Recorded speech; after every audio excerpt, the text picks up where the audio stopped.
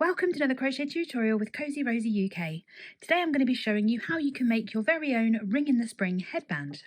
We're going to be making an adult sized headband, but before we get started, don't forget to hit that subscribe button and of course hit the notification bell so that you get made aware of each time a new pattern or crochet tutorial gets put onto my channel.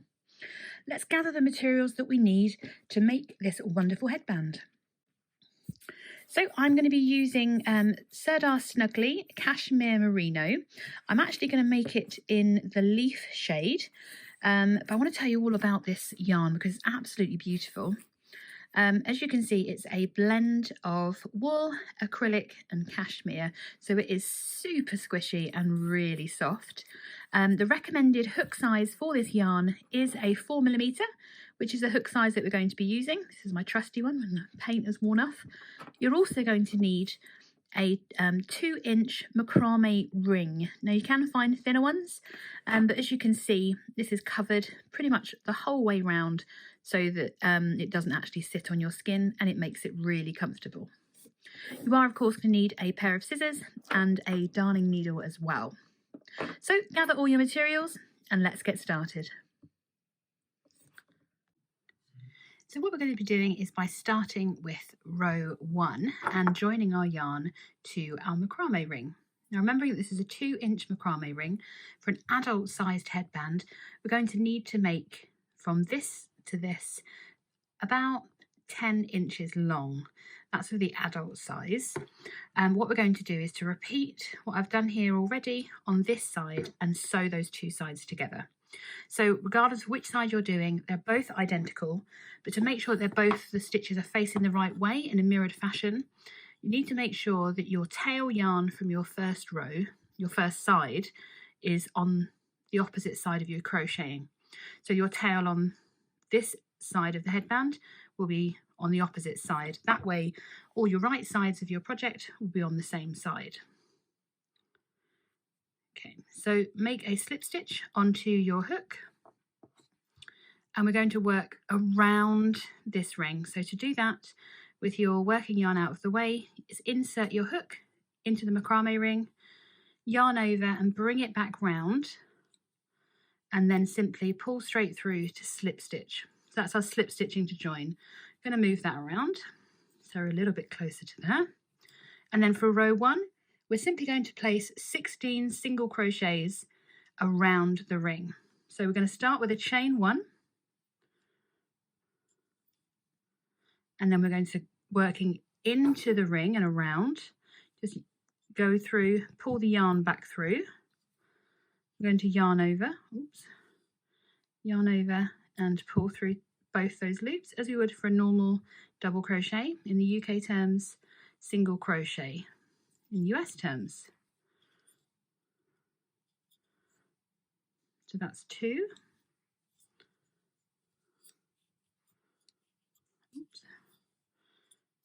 3.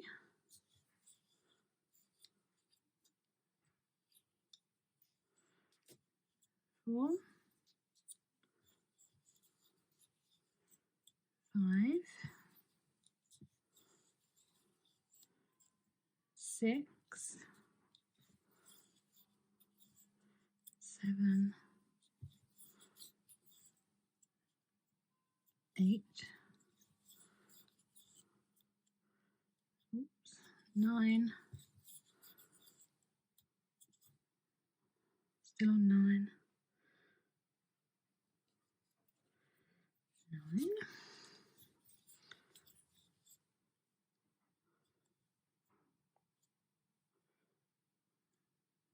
10,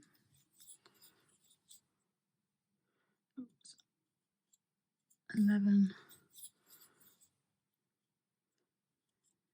12, sorry, goodness me, 13, unlucky, hey? 14. Having that extra width is making it move the hook a lot more to get it around, I think. That was 14.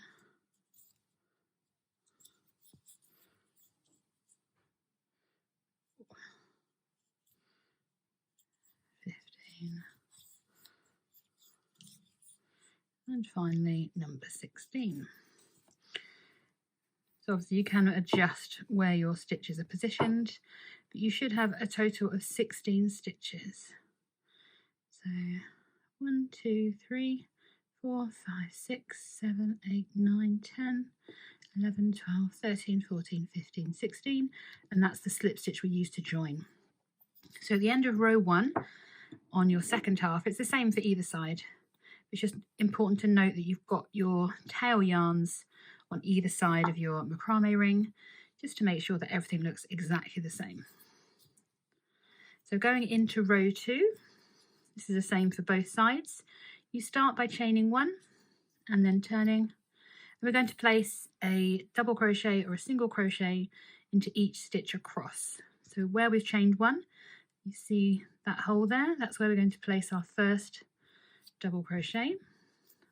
Insert the hook, yarn over, bring a loop up, yarn over, pull through both loops on your stitch, on your hook, sorry, and so place a double crochet or a single crochet if you're following the US terms in each of these stitches across. You can see quite where you should be going. It's almost where that gap is in between.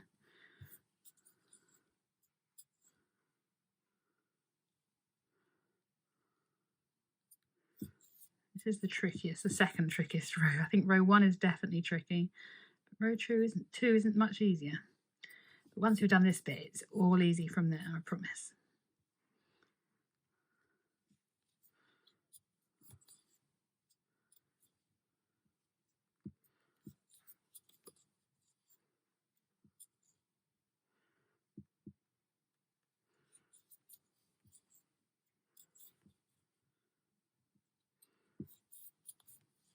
So we are simply placing a double crochet into each stitch across. If you are following along with the written pattern that's on my website, you can find that. I'll link it in the description box below for you as well. I always recommend, if you can find the written pattern, to follow along so that you get used to reading written patterns too. It's just another way of doing it. The quickest way to learn is to practice, as they say. Maybe they don't, but I do.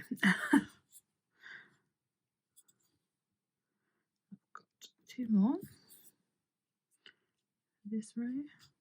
Oh, I split that yarn. Hang on 1 second.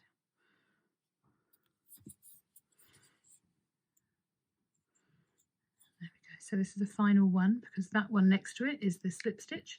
We're not going to work into that because we only need 16 stitches at the end. What am I catching on now? 16 stitches at the end of row 1. I'd recommend that you double check your stitch count, otherwise the next row won't work.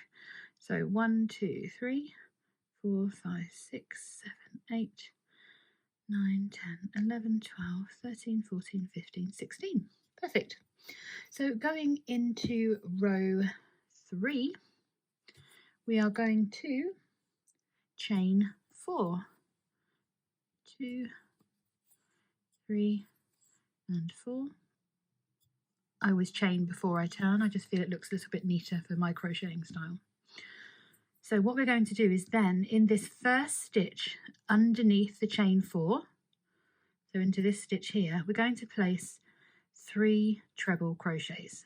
So we yarn over the hook, insert the hook into that first chain, yarn over, bring a loop up. We should have 3 loops on our hook. Yarn over, pull through those first 2 loops. Again, we're left with 2 loops on our hook. Yarn over and pull through 2. So that's 1.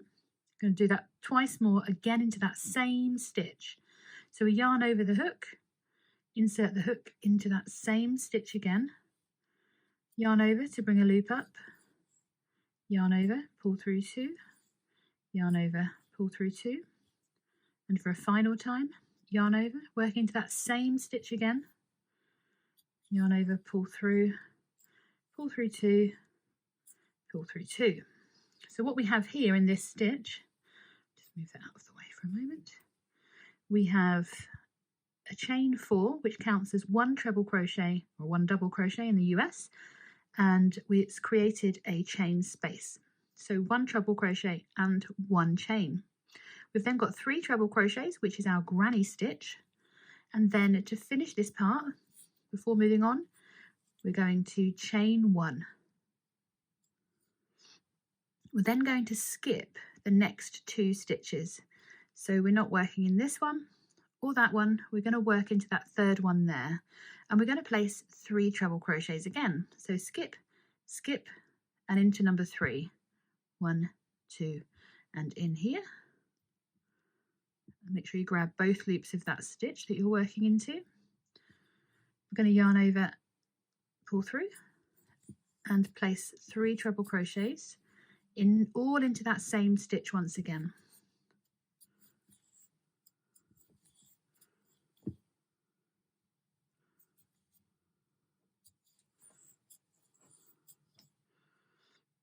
So we've got 1, 2, and 3. Chain 1, and then we're going to skip the next 2 stitches, yarn over, and work into the 3rd. So 1, 2, 3.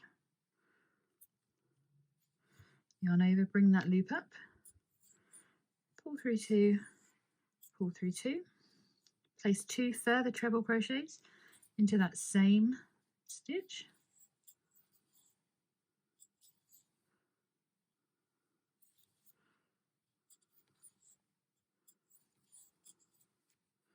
So we've got 1, 2, 3, chain 1, and we're going to repeat that again. So skip, skip, work. Remember to yarn over. 1, 2, 3. There we go. We're working to that 3rd stitch along. And again, we're just going to place 3 treble crochets into that same stitch.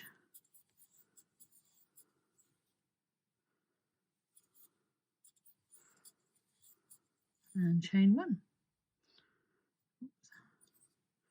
We're going to skip the next 2 stitches. So skip, skip, and work, making sure that you've yarned over before inserting your hook. Again, place 3 treble crochets.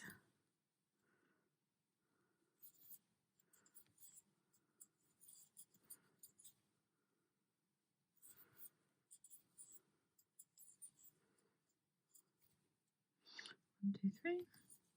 Chain 1. We've got 3 stitches left, but in this final stitch here, we're not going to place 3 treble crochets. We're just going to place 1. So we yarn over, skip those next 2 stitches, and place 1 further treble crochet into that last stitch to finish our row.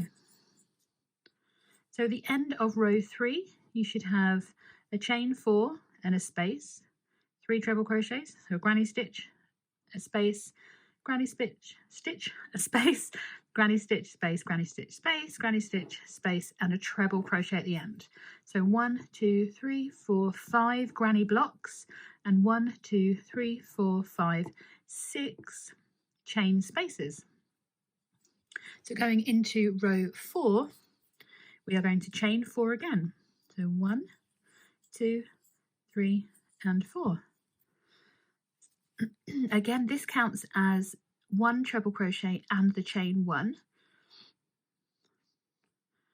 And we are going to skip this chain space here and work into this space, placing a granny stitch.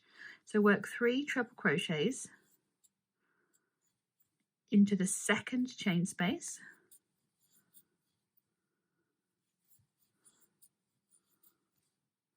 and chain 1. And then we're going to work into that next chain space there, placing a further 3 treble crochets.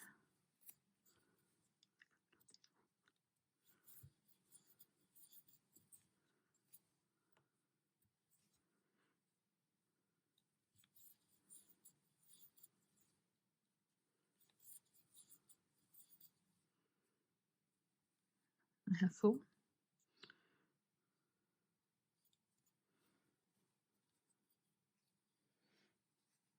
I have done this wrong. So we're going back to the end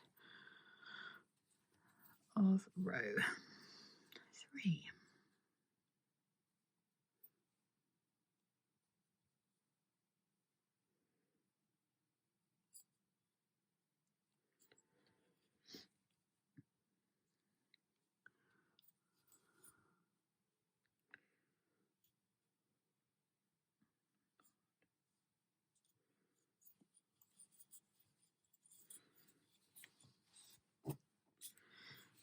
So going into row 4, we should have those nice chain spaces to work into. So we're going to start row 4 by chaining 4. So 1, 2, 3 and 4. I'm going to turn my work, and this once again counts as a treble crochet and a chain 1. So in this first chain space underneath the chain 4, we're going to place our first granny stitch. So we do 3 treble crochets into that first chain space,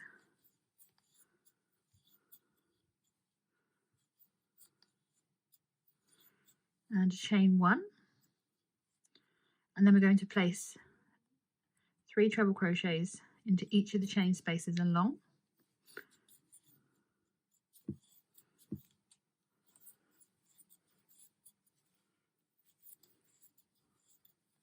with a chain 1 after the 3rd treble crochet. Again, 3 treble crochets into the next chain space,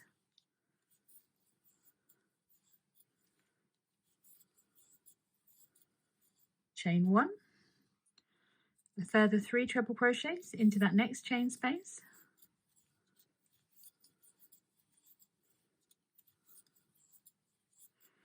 chain 1, another 3 treble crochets,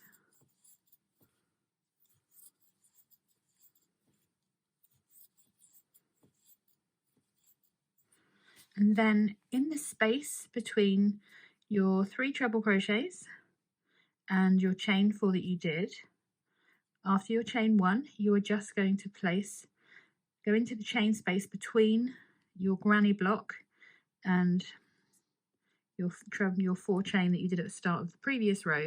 Insert your hook into there and place 1 last treble crochet all on its own at the end.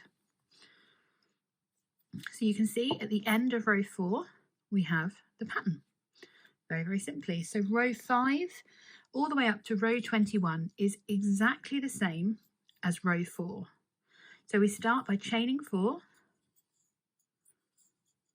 turn our work, working the opposite way, we place 3 further treble crochets into that first chain space,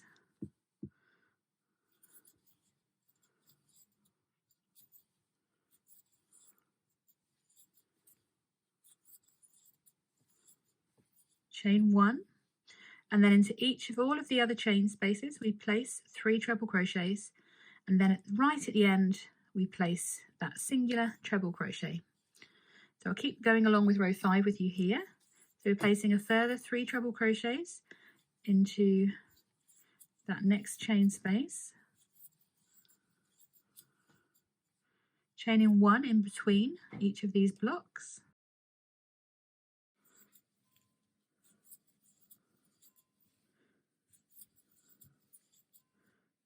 chain 1, another 3 treble crochets,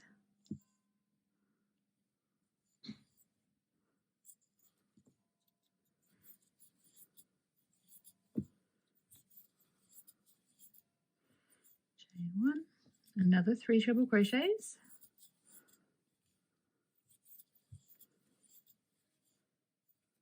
that's 2, nearly not quite enough there, chain 1, and then in that final chain space between the last granny block and that chain 4 we place 1 treble crochet. So you're going to repeat that row 4 up to a total of 21 rows. So very easy way to count your rows. So if we go up this side, it'll be easier. Well, either side doesn't really matter. So we've got space, so that's 1, no space, 2, space, 3, 4, 5, 6, 7, 8, 9, 10, 11, 12, 13, 14, 15, 16, 17, 18, 19, 20, and 21. So once you've done a total of 21 rows of this granny stitch, so repeating that row 4, I will meet you back here so that we can do row number 22 together, and then I'll show you how to join the 2 sides together to form your headband. So I'm just placing my last treble crochet of row 21 into that last chain space. So now I have both sides that are matching. I'm just going to move my yarn to the other side before I get all tangled, because what we're going to do now is firstly we're going to do row 22. So we're going to chain 1 and turn. So just chain 1, and this time we're just going to place a single crochet or a double crochet in UK terms into each stitch and chain space across. So we place 1 where we just did our chain 1, and then we place 1 double crochet into that chain space. There we go. And then the next one is in the top of the first treble crochet of the granny block. 1, 2. I always count these because I want to make sure that I'm placing it in all 3 of the treble crochets. There we go. And then again into the chain space. And then again in the top 3. So we're going to end with a total of 22 double crochets. So we've already done 1, 2, 3, 4, 5 and 6. So number 7 goes into the top of the next one. So 7.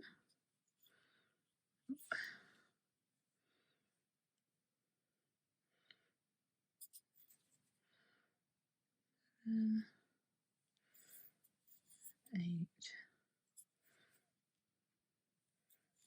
9, 10,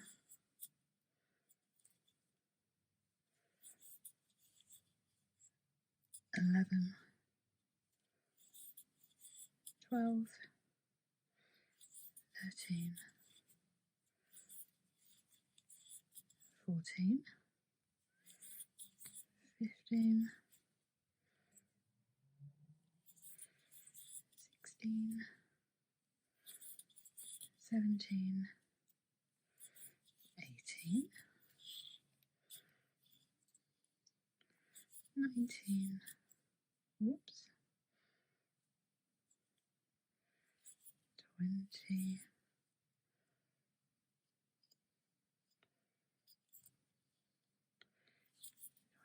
21, 22.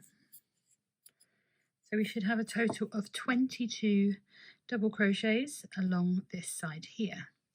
Now, if this is your first side of the headband that you've completed, you need to go and complete the second side. Just remembering that your tails from where you slip stitch the yarn on need to be on opposite sides of the ring. So you can just flip that to turn it. So the last thing to do is we are going to join these 2 pieces up together, and that will give us our completed headband. So at the end of row 22, we're going to chain 1. If you have, this is your first side of the headband, you can cut your yarn here and then go and rejoin it to do the other side of the headband. If this is your second side and you're looking a little bit something like that, keeping your working yarn away for the moment, bring the 2 edge pieces together. I'm going to pull that out so we can talk about what we're going to do, because we're going to slip stitch, but we're going to do it so that we capture and leave a row of like a seam at the back of the headband that's very neat and tidy. So to do that, what we're going to do, we've done our chain 1. There we go. Just going to put that back on there. So we're going to work into or pick up the front loop of the stitch closest on the side closest that's attached to our hook essentially, and on the other side of the headband we locate that first stitch. So there's the chain, there's my first stitch, and I'm going to pick up that back loop on this side. So I've got half of the stitch on this side and half of the stitch on that side, and I'm going to yarn over and slip stitch by pulling through each of those loops and the loop on my hook to secure those closed.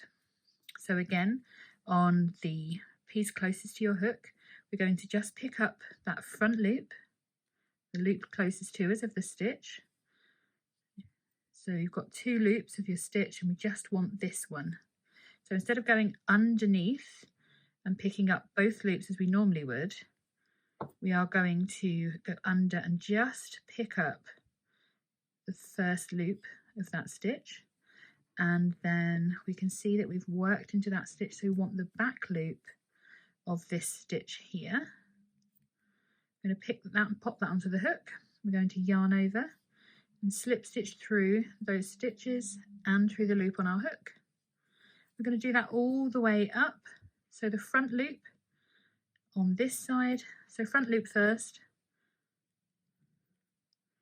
making sure you just pick up the front loop because you'll see why it's absolutely looks like a lovely running stitch all the way through.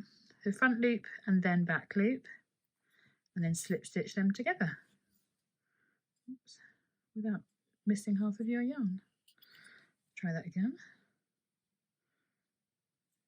Back loop, and then there we go.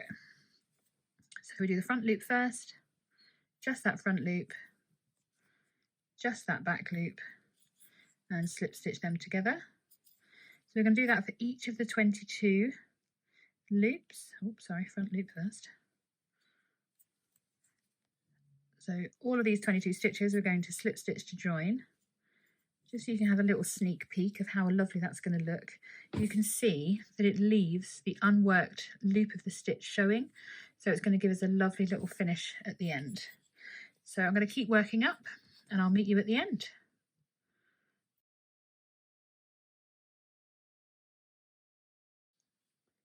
So I'm just placing my last slip stitch, which is always the trickiest one.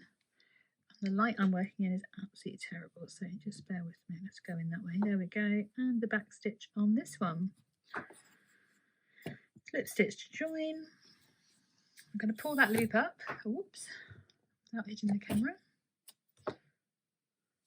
Just have a quick look at that lovely join that we've created.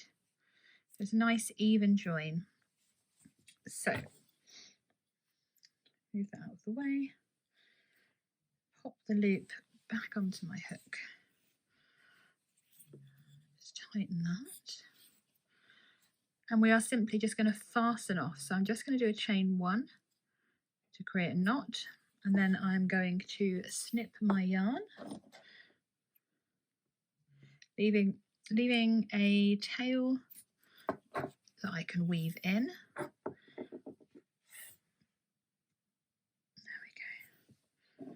So now we just need to weave the tails in, but we can see the full effect of this glorious headband. And it really is very pretty. You just heard my dog snore, sorry about that. There we go. So on the inside you do have a seam, but on the rear you have that beautiful join. So the next thing we're going to do is grab a darning needle. I'm just going to weave these ends in.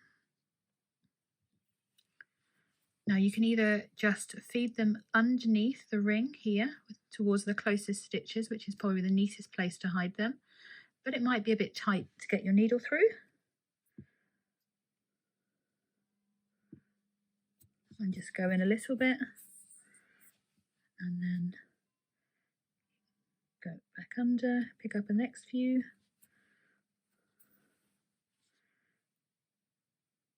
I'm not weaving in and out because I love how detailed the stitches look. I'm just going to then push through. It doesn't have to be all the way to the end. You can see that that's completely hidden, and even when you move that, it's not going to show. So I'm just going to snip that, and that is that one hidden. Oops, and I'm going to do the same with this end.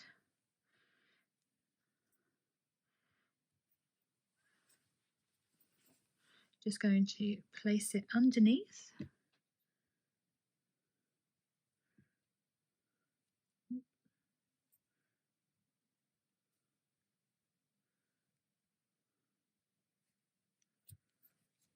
That's not gone through, has it? Let's try that again. Might be easier to do it from this way.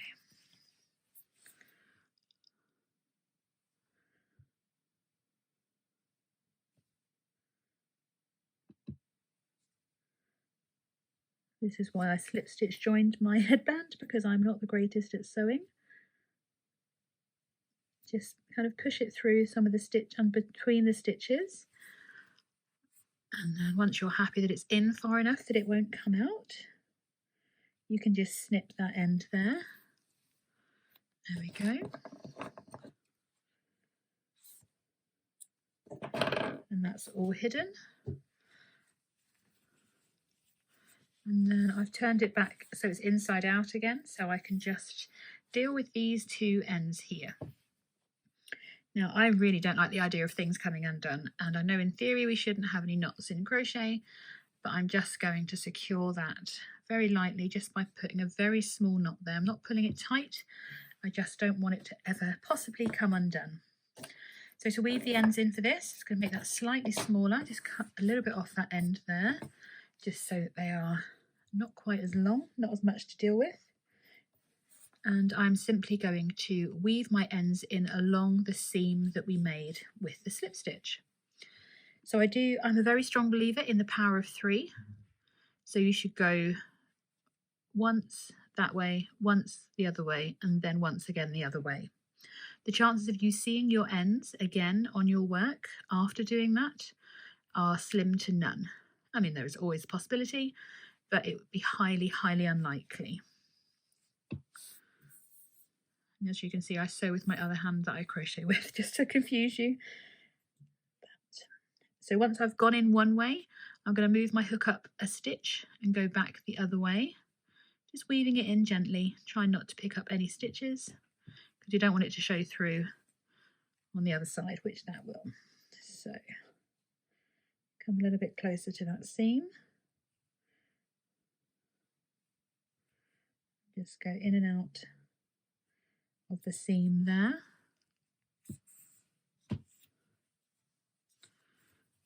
You can see that no one can see where we're weaving in, which is always a good thing. And again, for a third time, just going to come back one stitch and go up and in and out in the seam, if I remember where that is. There we go. And do the same with the other strand as well to complete your project.